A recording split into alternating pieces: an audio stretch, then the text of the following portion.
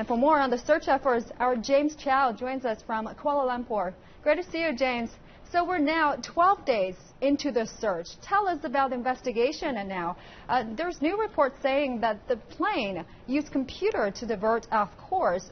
Several keystrokes were performed on that. So what are investigators saying about the likely cause and who was behind what they say was a deliberate act?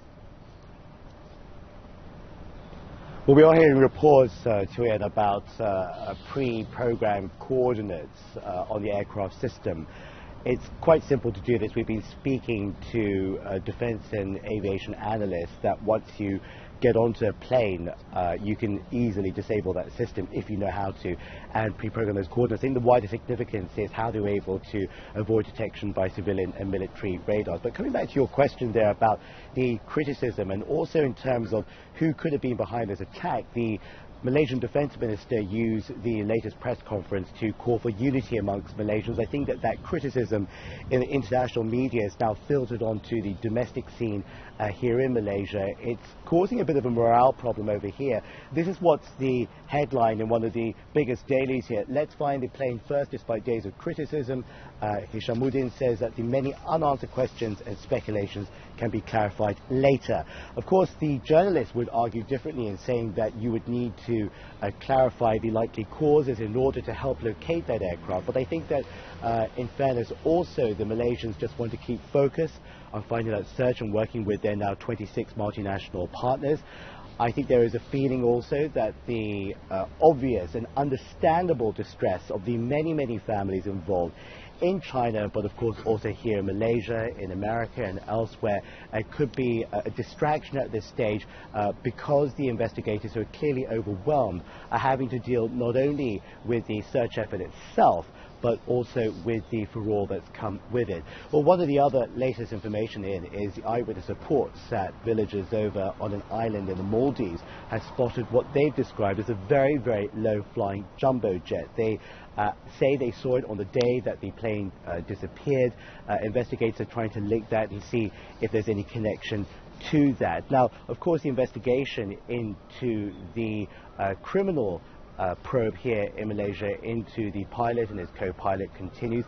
Let's go to the video we have on that. Of course, we know later on Saturday, after that press conference by the Prime Minister, Najib Tun Razak, he announced that the investigation had begun into a flight simulator that we now know that was home built and installed in the pilot's home over in the capital of Malaysia. They've now found on that flight simulator a number of runways that have been built around the geographical coordinates of the Indian Ocean.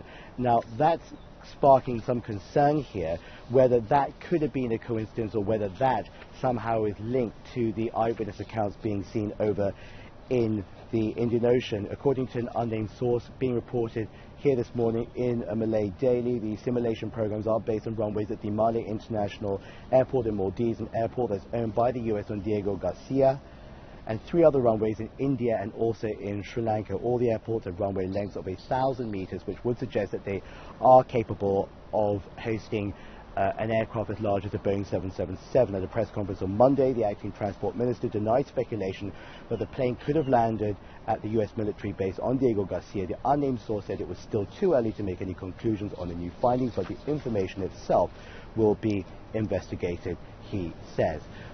Well, joining me now we have Barnaby Lowe. He's our reporter also here in Kuala Lumpur, and he's going to bring us some more information on the Maldives speculation and other theories. Now, when I say theories, Barnaby, of course, we're not used to dealing in this, but obviously with the absence of facts, that's what people are talking about now. I'd say rumors and theories. There are a lot of theories right now about what really happened to the Malaysian airliner.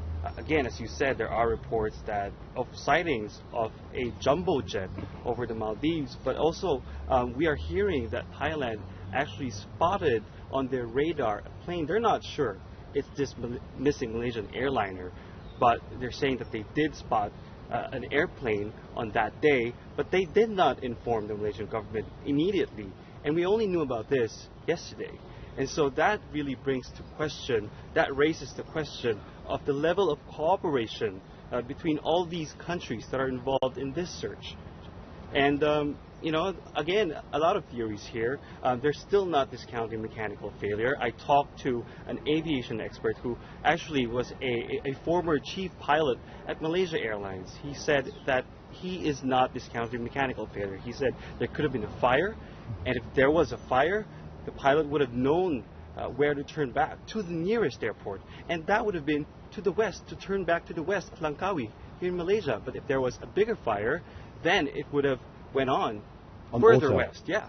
So a lot of theories here, but we don't know what the truth is right now. I know, Brother B, you had a story on that. Tell us about that. Right. Yesterday there was a press conference, and Malaysian authorities saying that they're still focusing on the search for this aircraft. They're not giving us confirmations nor denials of these theories, but these are theories, just theories for now.